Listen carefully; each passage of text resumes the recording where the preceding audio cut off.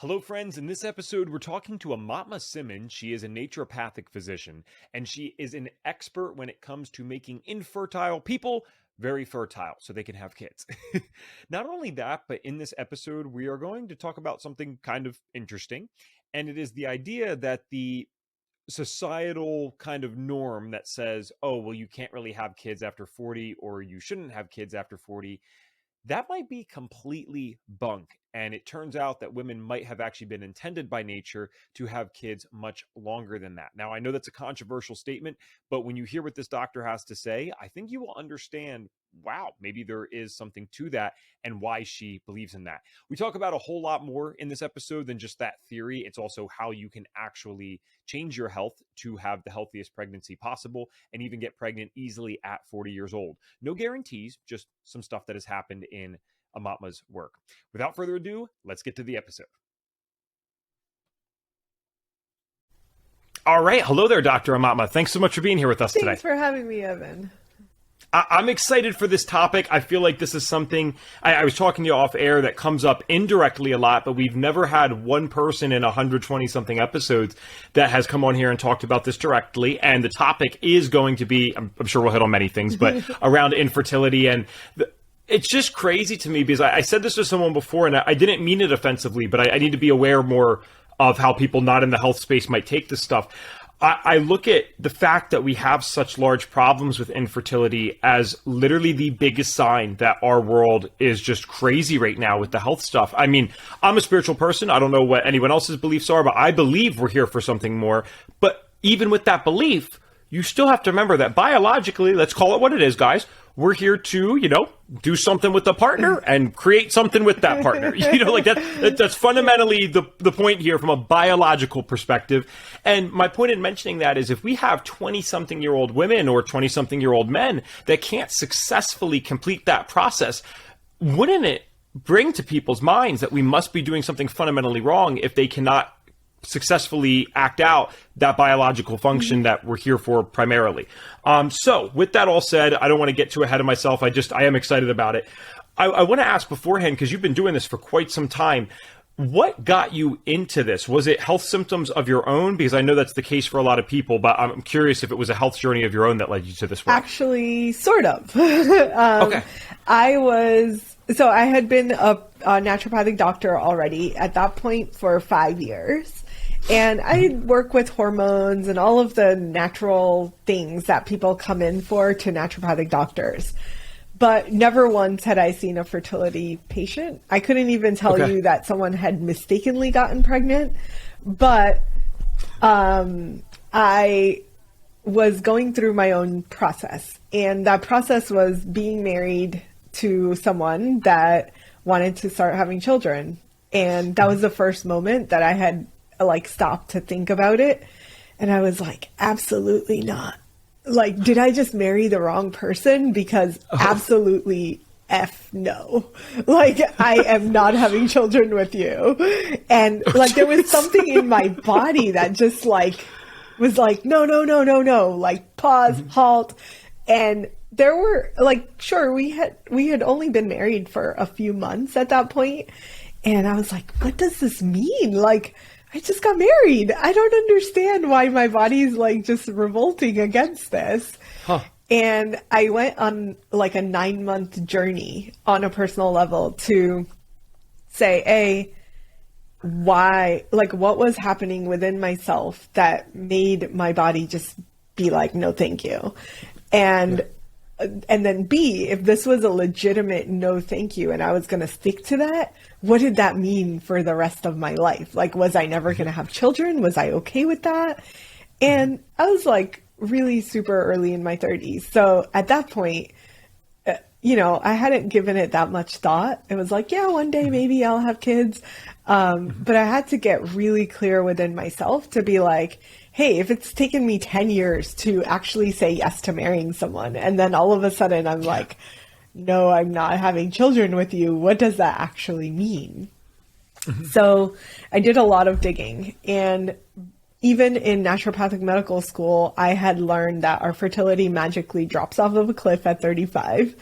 And that was the belief that I had. And honestly, the few little things that I remembered from medical school were not super helpful in how was I going to preserve my fertility till I was ready to have children with hopefully someone else. So it was just like a big journey of questions that I needed answers to. And in that process, in the 9-month journey, I just like, the more I discovered, the more like research I dove into, the more I was like, holy crap, like we have a massive issue. It's global. It's not in the US alone. It's like everywhere across the world. Fertility rates are dropping off of cliffs. And the only answer that couples are getting is, oh, it's your age. And that major myth, I went on this like rabbit hole of like, how did this start? Like, does our fertility actually drop off of a cliff? Because that seems weird. Like nothing in our body just suddenly stops working, right? Like it's a process. So does that just happen overnight? Like I'm going to wake up at 35 and magically have no eggs? Or like what is going on, right? So, and what I came up with was like, that myth is actually a myth. And it got created in the 1800s in France, not out of scientific research at all, but out of churches that were noticing a drop off in women coming in to baptize their children after the age of 35. So I was like, wait, so the massive, like the major thing that the fertility world touts is this age thing, but it's standing on very thin ice with no research. So like, why are we, like even naturopathic medicine, like why do we keep telling people this when there's no scientific reality to it? And how do we transform it? So honestly, like me specializing in this, it wasn't planned. It wasn't like, this is what I want to do with the rest of my life. It was literally like, wait, we're just lying to people. So let's, and I just would start talking to women and they were like, oh my God, maybe you can help me with my fertility. And I was like, no, that's not what we're doing here.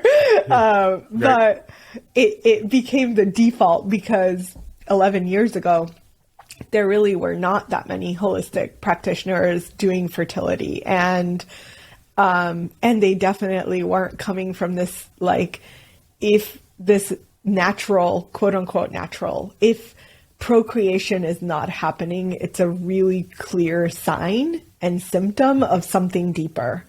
And it's not like we need to manipulate your hormones to make it happen. And that is one belief that I very much believe, like there is something else going on almost always. Right.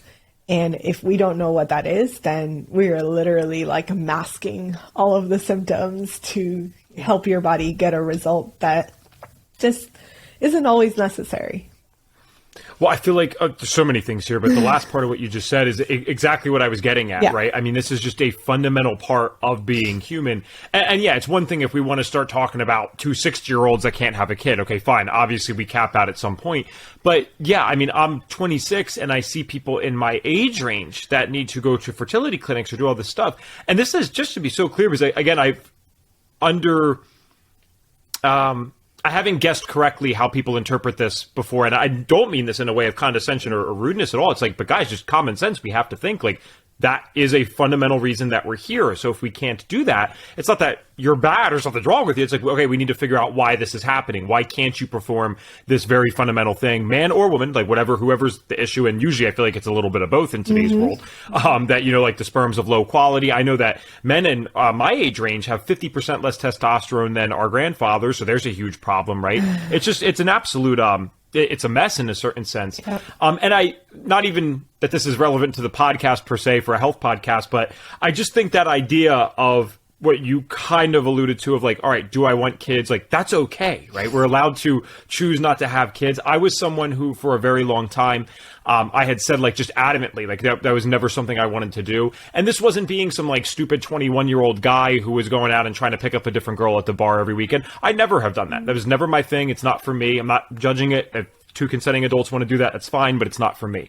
So I was like mature in these other areas, but also pretty firm in that belief too. And people just look at you like, oh, what's wrong with you? Or how selfish is that? I'm like, selfish? I'm like, isn't it more selfish to just have a kid and then like, oh, well, I still want to go live a normal life, but I also want to have the kid. I know this because I know how busy I am and how much I love my work. So I'm not going to put the effort into that when I know I'm not going to leave that. I think that's more selfish because I see a lot of people with kids or even pets and they can't maintain either of them because they want the cake and eat it too. Yeah. And I've since changed that philosophy a little bit. I have like a wonderful person I'm dating, and I told her straight up, we're very blunt with each other.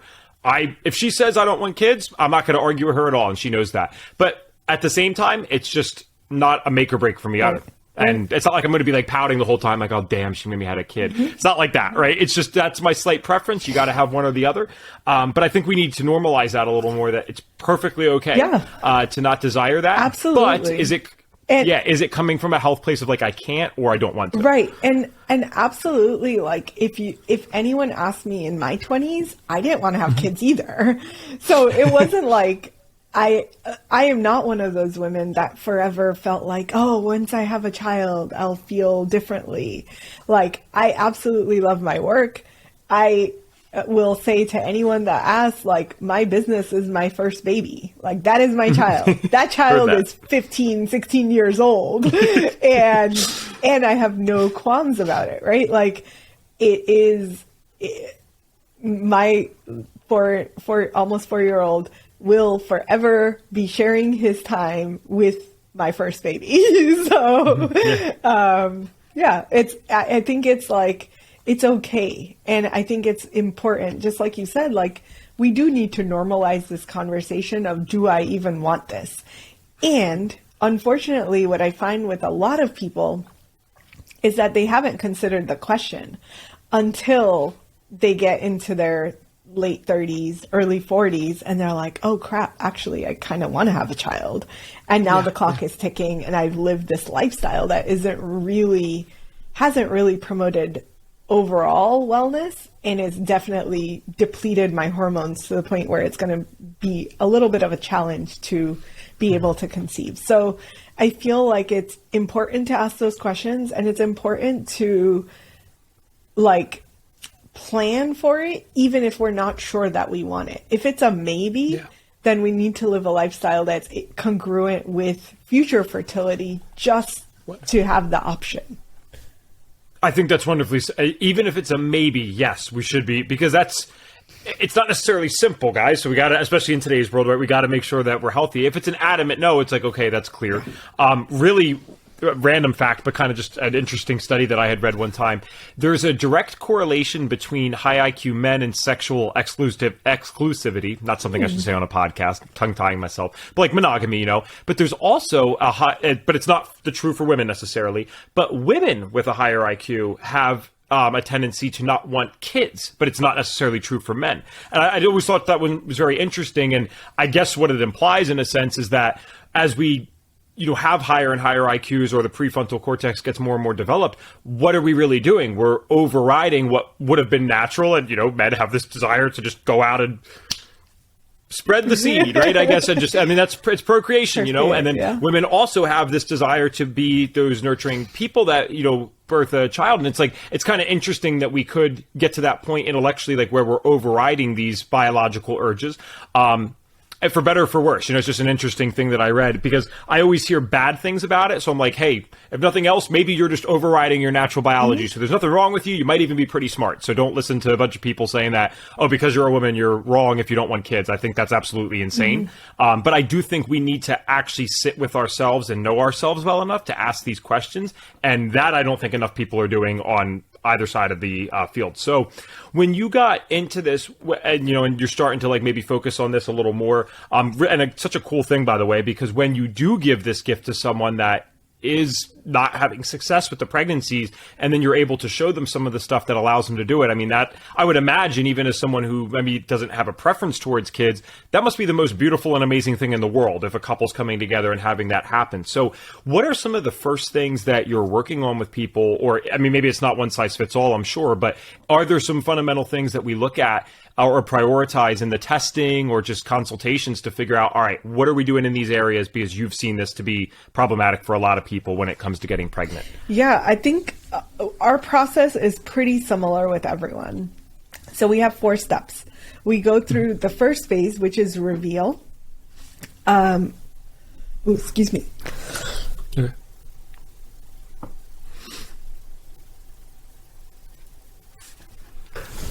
Okay. Sorry about that. That's all good. I'll clip it. I'll make a note of it. So our First step, reveal. So because our guiding principle is fertility, or fertility struggle is a symptom of something else. It's not a dis-ease, right? So if our assumption is that it's a symptom, then we need to know what it is that's going on that's creating this symptom. So that's our first step, reveal. Figure out what is going on under the surface.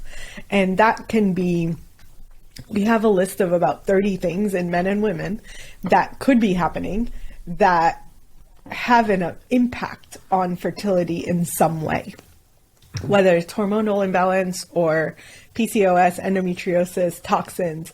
There's a whole host of things. So first we figure out what it is. Then the second part is to remove. And because there's such a integral connection, I think, with modern fertility issues and the toxins in our environment that are playing a huge role, the second phase is always remove. So we get rid of toxins. We might say, hey, we need to purify our water. We need to get some air filters, whatever it is based on what that couple shows and demonstrates as part of their lifestyle. Average woman walks out of the house or gets on Zoom these days with 137 toxins applied to her body. And I would venture to guess like 50 to 80% of those toxins are reproductive toxins. So if we're not changing how we're living our lives, then it becomes really hard to work against it and try to like do all of the other things. So that's the remove phase. Then the rebalance is really like in phase one, we figured out, hey, you have a subclinical hypothyroid issue. In the rebalance phase, we need to figure out how to support your thyroid better, support your adrenals, and support the downstream effects of thyroid dysfunction on your ovaries and uterus.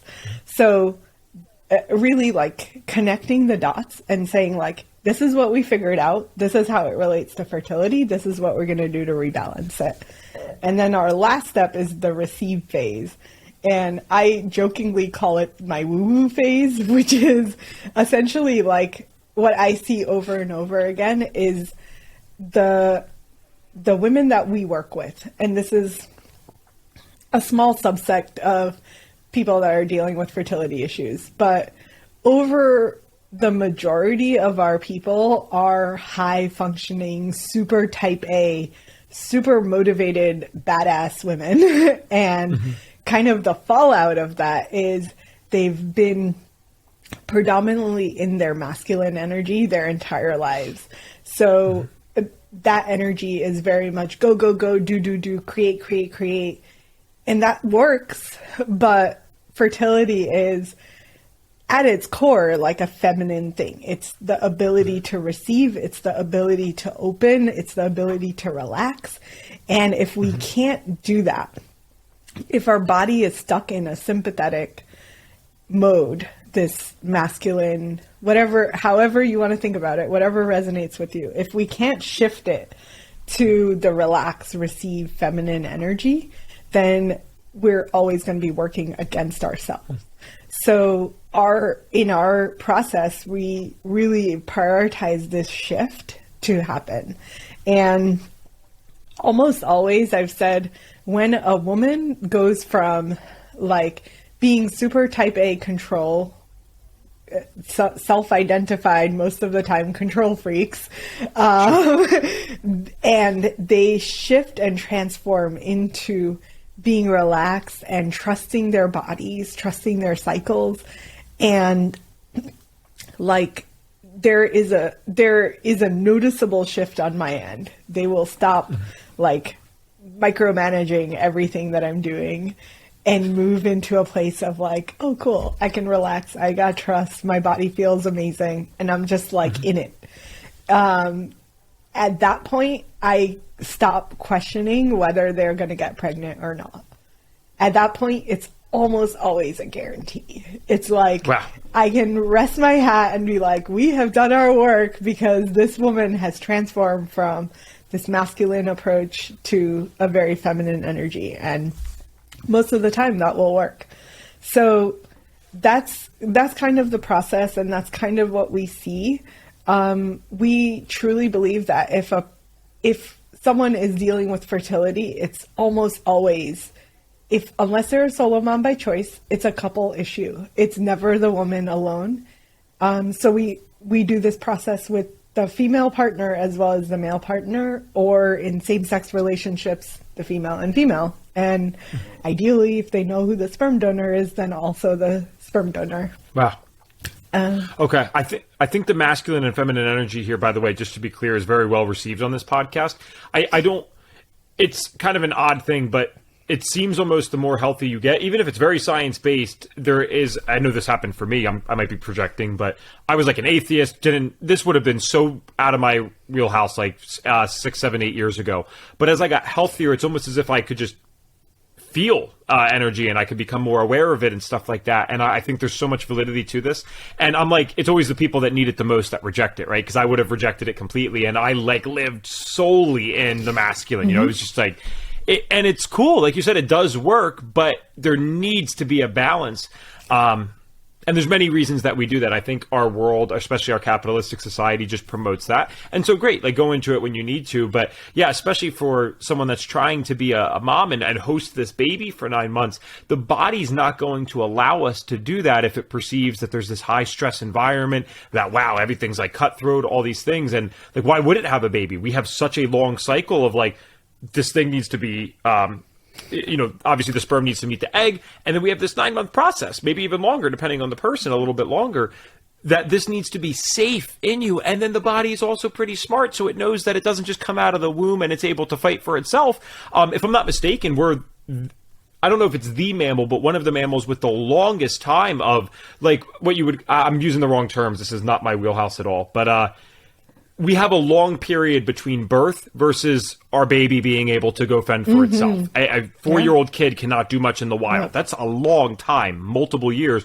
Compare that to 2 years of a black bear. Yeah, that thing's going to be doing pretty well by year 2. It can kind of do its own thing. So we have to be in a really safe space energetically and physically and biologically to allow these pregnancies to happen. And I like that you said that it's both partners. I think that's absolutely true. I mean, if both of you are going to create it, you both got to be on board with this. And I think there are a lot of things that men do terribly health-wise. I mean, especially if they're living in that masculine, we'll just focus completely on, providing or whatever we might be doing in our own minds, or think we're doing in our own minds, I should say. And that's at the sacrifice of our own health and our own bodies. So similarly, guys, like we have lower testosterone amounts, like we said, our sperm is not of quality, like it's less and less in quality. So we need to be honoring our own health, especially in those times that we're kind of getting pregnant. So I love that you incorporate both people, and I'm sure the husbands love getting involved with this too. Yeah, I feel like initially a lot of guys are resistant. They're like, I don't need this. My sperm work great. And mine are the best. My swimmers don't need help. Get out of here, doctor.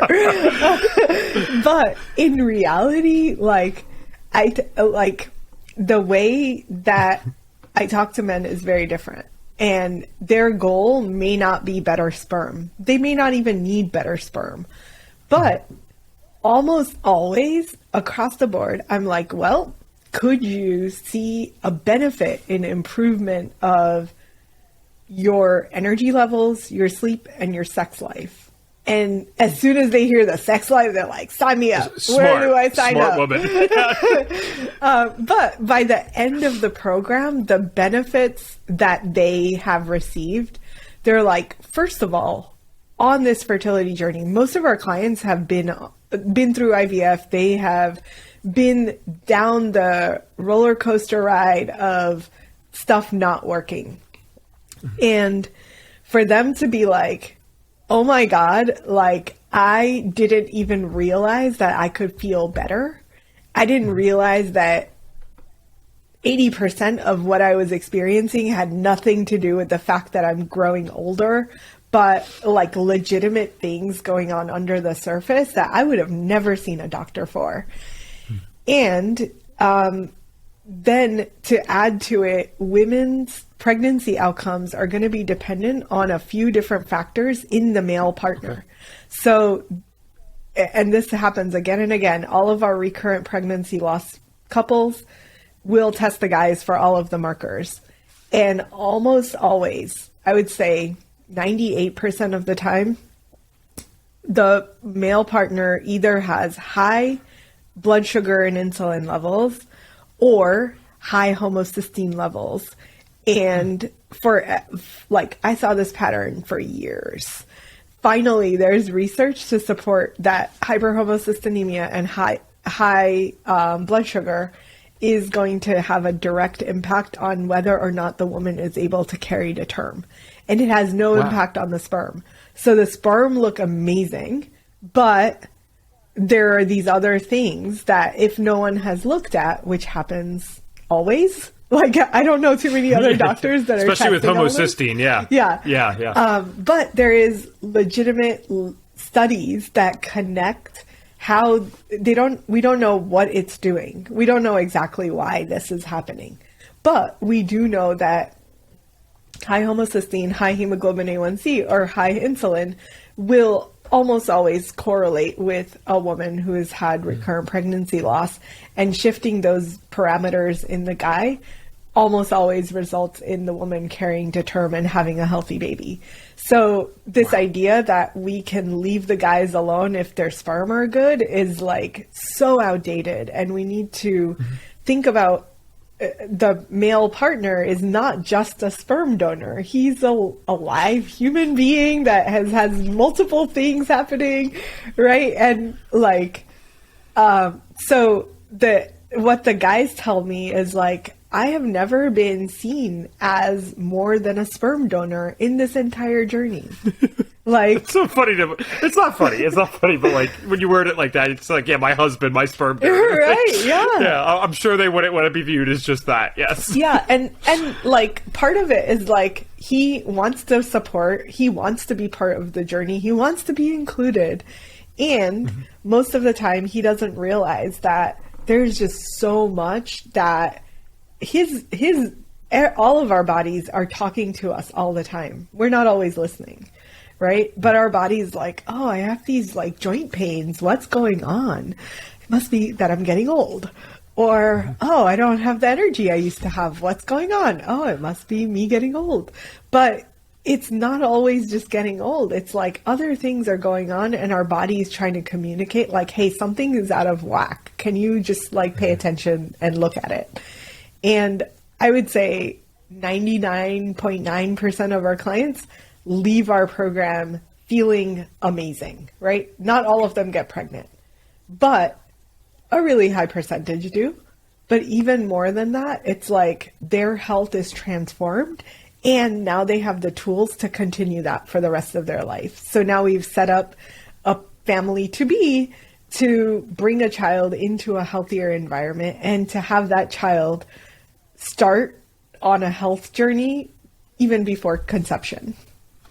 I really appreciate the authenticity and just transparency. Be like, hey, not everyone gets pregnant, but a lot of people do, and 99% feel much better. So that's always worth it too.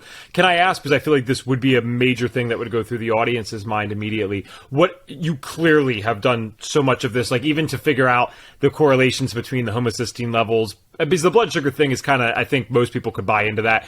And just think of that common sense wise, but the homocysteine is a little more astute, right? Like figuring out, wow, this seems to be high in these people that aren't carrying to term, and then go figure, now there's data for it. So that's amazing. What have you found, do you think, are some major factors that might, or similarities, I should say, between these people who are not getting pregnant? Is it an age thing? Are they not compliant? Do you just not know? I mean, what's the main reasons you think? Out of the couples in our practice that are not getting pregnant? Yeah, you say some people don't. Yeah. So like, what do you think's happening to them? Yeah, I think we have some amazingly compliant people, right? I feel like our clientele is by far like incredible people that I'll give them. And if they're not compliant, they get fired. So I'm like, here's a refund, goodbye. Like, I don't have time for BS because there are way too many people to help and you're just taking up time on my calendar. So those people are not, most of the time, if we've continued working with them, they are doing what we ask them to do. Okay. Unfortunately, what I've seen is like after the age of 43, there's greater challenges to conception. And I will warn anyone that we're working with, right? Like we have 45-year-olds that have had incredible results, but that is not the norm. The norm is there is this shift that's happening. And still, I don't want to fully buy into the age philosophy because it's too easy of an answer. But I think that there is like greater and greater challenges after a certain point. So maybe that's part of it. The other part is their bodies are often not responding the way that we would expect. And if, let's say there's a hormone imbalance, someone has super high levels of estrogen compared to progesterone, they're estrogen dominant. We've done all of the estrogen detox support that we can possibly do. We have made the tweaks. We've done the epigenetics. We've done like layers and layers and layers of work on this. And still their body is high estrogen. At some point we have to pause and say, like, your body is kind of overpowering everything else in this way, and it may just be a natural process that your body's ready to go into perimenopause. And perimenopause is a time when estrogen will naturally be off the charts. So it's like, yes, we want to do everything we can. And there is like the limitations that the body has in and of itself. And then other times when people are not necessarily age over 43, I've had 33-year-olds who this process hasn't worked for. And those break my heart because I'm like, damn it, like, what is it? And for them, a lot of times they came to us just too late. Like they came to us in their anti-Müllerian hormone, which is a marker for how many eggs there are in the ovaries. It's a very rough estimate. But there are 30-year-olds whose AMH was just 0.3, 0.2 when they started working with us. So then we go through the whole process, and there's always hope of like, oh, this is going to reverse after we optimize all the other underlying stuff. But it doesn't always happen. So like they're just born with what they're born with, and there isn't a lot that we can do to reverse it if in reality their AMH is reflecting actually what's happening for them in terms of how many eggs they have left. So there's just some challenges that can't be overcome, but my job is to make sure that there's really clear expectations from the beginning. So we analyze everyone's hormones before they come work with us. Before you pay me anything, I want to see what your hormones look like. And a lot of people are like, why do you make me go through all these hoops to talk to you? And I'm like, because I want to have a clear sense of, can I help you or can I not? And if I can't help you, there may be someone else better, or this is just not like the holistic natural thing is just not for you. But if I can help you, or if I could maybe help you, then I want to tell you that it's a maybe, and this is why it's a maybe, and then you're choosing whether or not I'm a good fit for you. Yeah, I got to say the exact same thing that I said last time. I just love the transparency and authenticity. That was just such a great answer. I think it makes you that much more approachable to work with, right? It's like, hey, you actually went out of your way to say, no, I do believe these people are being compliant, but here's another reason why it might. It'd be so easy. Like, you could say, oh, they're just not compliant. How would I ever know? You know what I mean? So I think that's, it's just cool. I think this is where we need to move with society. People are so done with the BS sales tactics and stuff like that. You know, we provide good value, and that's that. And that's the philosophy too with FDN, you know, and I know that, you know, Reed. So it's not like, I mean, there are some FDN fertility specialists out there, but it's not like we're ever technically focusing on one thing. That's what's the beautiful thing, is when the body is healthy, it does what it's supposed to do. When the body is healthy, it does not have acne, it does not have psoriasis, it does not have extreme gut pain all the time. It can also get pregnant, assuming we're of a reasonable age and, you know, everything else is fair enough. Because I don't think anyone's arguing like, yes, a 70-year-old woman is probably, I mean, there has to be some limit here, obviously, correct? Like, we're not arguing that 70-year-old women, could secretly get pregnant. We don't realize it. Although I do think it's very creepy.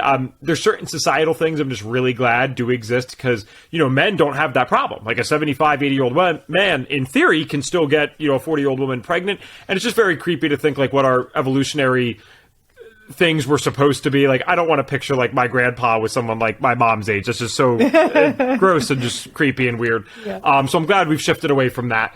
But it's just, there is a limit, but that limit is so much farther than what we've seen. And again, I'm not in that space of the fertility thing. It's not, I study a lot of things that are relevant to my own health. Obviously, I have that bias, and that's never come up. But it's amazing. We had a guest on here too, and she kind of, it's not that she focuses on fertility, it's just that a lot of people come to her for that reason just by default. And Dr. Mama, it's amazing. I mean, she's constantly posting the direct testimonials from these people, 40, 41, 42, 43, 44 years old. Hey, I just got pregnant for the first time. And they have these healthy pregnancies. And it's like, wow, if that doesn't shift your paradigm on what you think is true. Yeah. Because think about this too. These people were sick, got better, and then had a healthy pregnancy at 44. So what was supposed to happen if we lived in a world where we just didn't get sick to begin with because we were already living good lives? I mean, I don't know what the limits on this would be. And I'm not putting you on the spot here. I'm not attempting to, like, what do you really think is the age where most people, let's say perfect world, right? What is the age that most women shouldn't be getting pregnant? I mean, should women be able to get pregnant at 50? Like, what do you believe about this? Yeah, so I don't totally know if I have enough evidence to support what I'm going to say. But I have very respected leaders in the field of women's health who, like, one of my favorite people is Dr. Christian Northrup. And I know she's kind of like a hot button right now, but there's a book that she has called Women's Bodies, Women's Wisdom. It's like the Bible on women's health. And it was initially reading her approach to fertility, where in her book she talks about like women in other parts of the world that live in these like remote cultures that don't have access to toxins and telephones, and you know, like they're like really, really, really remote, and they're living these amazing lives in tune with nature, in tune with doing all the things. They have such a different experience. And she mentions in the book that these women are having healthy pregnancies and healthy babies on average in their societies at the age of 60. Wow. And that was the first moment where I was like, holy shit. Like, what if everything that I know and have been taught is only applicable because we live these like toxic lives? And what's like, it really expands the view of what's possible for humanity, right? Like, they live to 130, 140, then sure, have a baby at 60. Why not? So it's not that I would want to have a baby at 60, but I feel like if it's possible, if humanity is able to do this, then do we have some reframing to do of why we think that suddenly at 35 people can't have children? And like the number, they're getting younger and younger. it's kind of scary how many pre-35-year-olds, 32, 28, they're being told they're too old and their ovaries are too old and their eggs are too old. And I'm like, we have to stop this. Like, what the F is going on that doctors think it's reasonable to tell a 28-year-old that her eggs are too old? And based on what? Just based on the mere fact that she's 28 in biological years? Like, there's no test. There's literally like no way to assess egg quality unless you have been through an IVF cycle. So unless you've been through one cycle, there's really no way to say, hey, egg quality is your issue or age is your issue. It's coming. Like, the testing is coming. There is something that I'm working on with an epigenetic company that is going to be able to have some biomarkers and some SNPs that help to bring light to early ovarian aging. And if we can say like, oh, actually your ovaries did age early, then sure, let's have the age excuse. But if we can't, then let's not tell 28-year-olds that they're too old to have children. And by the time they're 35, they're being told, like, why did you wait so long? And what's wrong with you? And like, I truly believe that we as women, and like, honestly, men are in that same struggle of like being married to someone who chose to wait till later, or they themselves were hoping to wait till later to have children, and postponing family creation. That's okay. Like, I feel like we should be able to choose when it is that we have children, if ever, and to have our like team of medical providers really supporting our vision and creation of a life, rather than them judging us for what we chose when we were younger, right? Like, you're like, you have all this judgment towards me because I chose to go to medical school. Like, no, get out of here. Goodbye. Wow.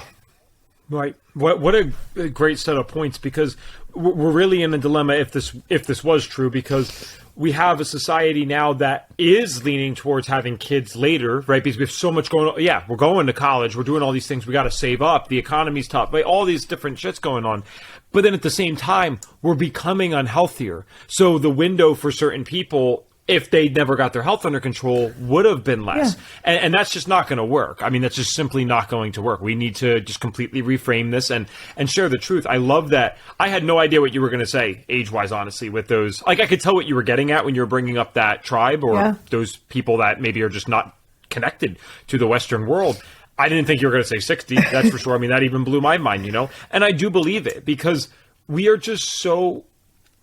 I don't think sometimes people, even in our natural or functional space, really are thinking about how far away we are from what we should be doing as humans. You and I are into health. We're on computers right now staring at screens indoors. That's not what humans do. It's sunny outside. I'm supposed to be outside feeling the cold and having my skin and body respond to that cold stimulus, because this is where I live. And that not only can I not do that, I would probably die if I slept outside tonight, because my body just cannot handle that anymore. And I do like the cold plunges and stuff, right? I work on it, but it's just so funny. The Native Americans lived in this area. They survived these winters. I'm in March and I would probably die if I slept outside tonight. That's a problem. Like, we're doing many things so wrong that how do we even know what normal is? How many people do we know that walk around without at least one symptom? Again, I'm super into this stuff, and yes, I might have been a little disadvantaged. I started out sick pretty young and no one really knew what was going on, but it doesn't take much stress for me to get a breakout or for me to feel like overly tired. It's very little, so I'm always walking this kind of fine line. I seem to be trending better as time goes on, which is amazing that I could still be doing that. I find that great, especially as I'm getting older. But we just don't know what it's like to be actually healthy, actually normal, what the possibilities of the human body are. And again, even as someone who maybe doesn't resonate with like a huge desire to have kids, I can still fully understand how beautiful it must be to hear these types of messages. And obviously you're just being real. It's like, hey, no, this is an actual thing. You need to stop listening to these people that are telling you, yeah, 28, you're too old to get pregnant. And that's what I was referring to. I'm having people from like high school, they'll call me up because they know I'm like the functional guy, and they'll just ask if I know anyone that even does that. I'm like, I don't know that much about that topic, but I'll tell you this, you're 28, you could get pregnant. Like, we just got to figure out some other stuff. Like, I very highly doubt that your body cannot get pregnant at some point with the right stuff. So obviously this conversation has been going pretty fast. I've been enjoying it. I want to make sure that we ask a few other things, though, especially like where people can find you. But with someone like you in particular, I want to make sure we touch on client successes, not only because of the topic, but just because of how long you've been doing this. So are there any like particular stories that you're able to share where it was just, I'm looking for something maybe along the lines of where someone had tried literally everything, and then they come to someone like you and their paradigms just shifted, and then they are finally able to get pregnant. Does anything stick out? Yeah. Gosh, so many stories. I'm going to do a quick sheet and bring up all my client lists so I can share a story. Oh, cool. Yeah, no worries. No worries. Yeah. Oh, yeah. Okay. I'm like, which one? So these are like some of my favorite clients. They had 3 miscarriages, been to several different IVF doctors who all actually said, sorry, this is never going to work for you. You need an egg donor. And she's 38, he's like 40 or 41, something like that. And this is one of my literal, like what we were talking about earlier. His sperm actually looked amazing. So most of the time I'll be like, I want to see the results, because I don't always agree with the conventional paradigm where they say everyone's sperm is great, but it's always the woman, right? Like the usual stuff. But for him, I like looked at his results and I was like, actually, the sperm are pretty good. So let's do the other testing. And sure enough, hyperhomocystinemia and pre-diabetic. And on the female side, she had high, like extremely high estrogen levels, and relatively, like, not relatively, like really low progesterone. So for me, that's like the best case scenario, right? I'm like, oh, there's so much to do. And once we do it, you're going to have amazing results. So, but her AMH was 0.3, which if your AMH is below 1, the stats are that, not that you'll never get pregnant, but an AMH below 1 is pretty consistent to poor IVF outcomes. It has nothing to do with whether or not you can get pregnant. It's literally how well will you do with IVF? And most of the time, if AMH is low, that means you probably aren't a great candidate for IVF. And that's why she had been rejected by multiple IVF clinics. So they come to me and they're like, you're literally our last hope. We don't even know how we found you, but we're really glad we're here. And whatever you tell us to do, we will do. And this couple massively transformed their life. He lost like 40 pounds. Went from he's essentially an Uber driver. So he like spends most of his day, 12 to 14 hours a day, sitting in a car, driving people around. Wow. And I was like, oh man, we're going to have to like integrate some sort of movement, because sitting there all day is not helping your fertility. And then on her side, like we needed all the estrogen detox, optimizing egg quality, optimizing progesterone, just a lot of different things we had to work through. And simultaneously, like we lowered his blood sugar, lowered his homocysteine, and 7 months later, they were pregnant. Wow. And then the story doesn't end. So they had this amazing pregnancy. The whole time she was like, every time I've been pregnant, the baby's like kicking me in the guts and it hurt. Like the way she described this, I was like, oh my God, like that is not a normal pregnancy experience at all. So the whole time she's like, kept messaging me like, I don't have any symptoms yet. I don't have any symptoms yet. I don't have any symptoms yet. And the whole time I was just like, don't worry, like we're doing all the testing. Everything looks good. Everything looks normal. And she could not believe that she had a pregnancy without zero symptoms, no nausea, no pain, no back pain. She went through the entire pregnancy like a champ. She was 39. Or she turned 40 by the time she had the baby. So she has the baby. Literally on the first birthday, they're having the baby's first birthday party, and she's texting me like, "Hey doc, baby's 1 today." And I was like, "Yay, congratulations." And she was like, "No, we're ready for baby number 2." And I was like, "Oh wow, like that was not in the works. I had no idea." So I was like, "Okay, well, go back on your plan. Like, I know you guys have continued doing everything, so just follow the plan." And literally 2 cycles later, she messaged me and she was like, "We're pregnant." And so this woman, and she like went on and had a healthy baby, healthy pregnancy, all the things. And this is a couple that was told, "You'll never have children of your own. You'll need an egg donor. There's no way this is all going to work for you." And to like get pregnant on their own and continue having loss after loss is like, that's hard. That's a really like rough life. So that she's like, that couple is always at the top of my list because they had just been through so much by the time they came to see me. And, you know, they're like the poster children for my program because I'm like, yeah, this is going to work. Of course it's going to work. That's wonderful, and I think they're especially relevant as like a good example because they are, in the conventional sense, older, right? It's not like the 28-year-old woman and a 30-year-old man where we're like, everyone can, even average people question that. They're like, what? Like, I really can't get pregnant at 28, you know? I found that to be the case at least. But no, with that age, they might really think, wow, yeah, no, this is just it. I can't do this. And then, so you said 3 miscarriages, correct? And then to 2 pregnancies at an older age, back to back. It's like, give me a break. Give me a break.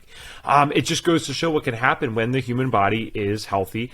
And how cool is that you figured out that he had this stuff going on? I've never heard the thing.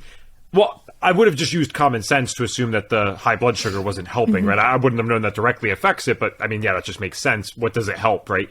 I did not know the thing about the homocysteine at all, so I think that's a huge, just really cool fact and something to look out for people on the podcast. And for those that don't know, higher homocysteine is also correlated with like heart issues.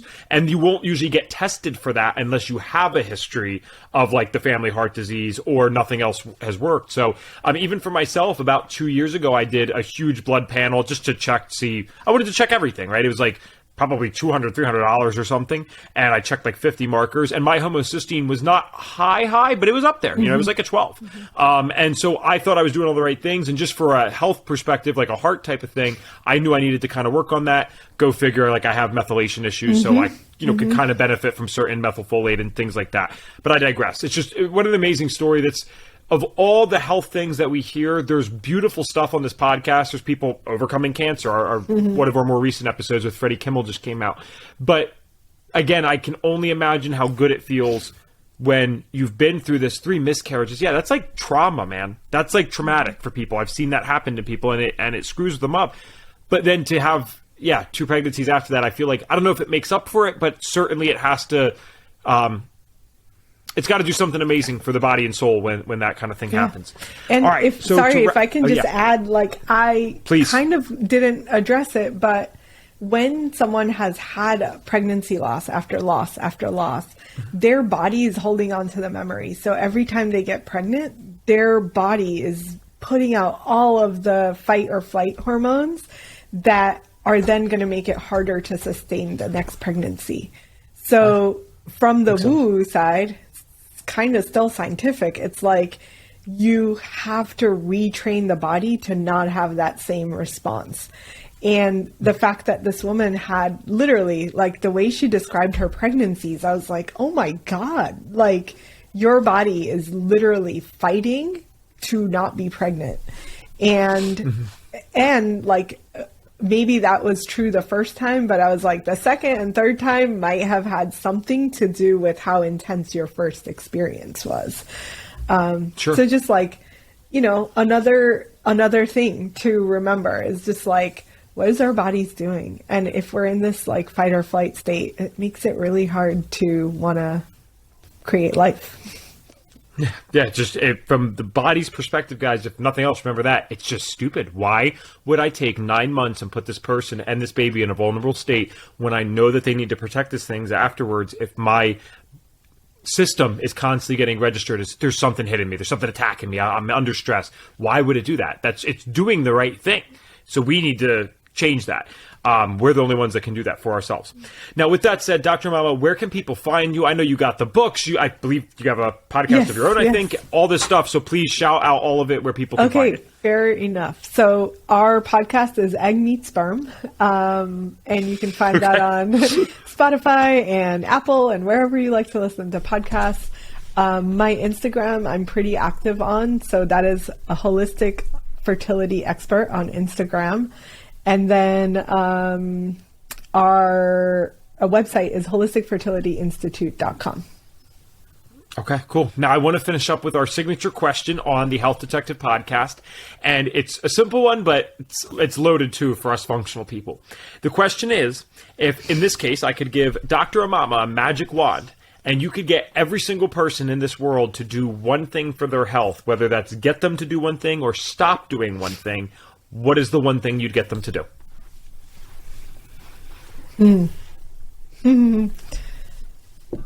Yeah, I think it would have to be really good, high quality sleep every single night, and optimized for them. So not everyone needs to sleep 8 hours or 9 hours, but there are different body types that need different amounts of sleep. And then really making sure that sleep that we are getting is super high quality and that we wake up feeling rested, rejuvenated, and revitalized to go on with our day.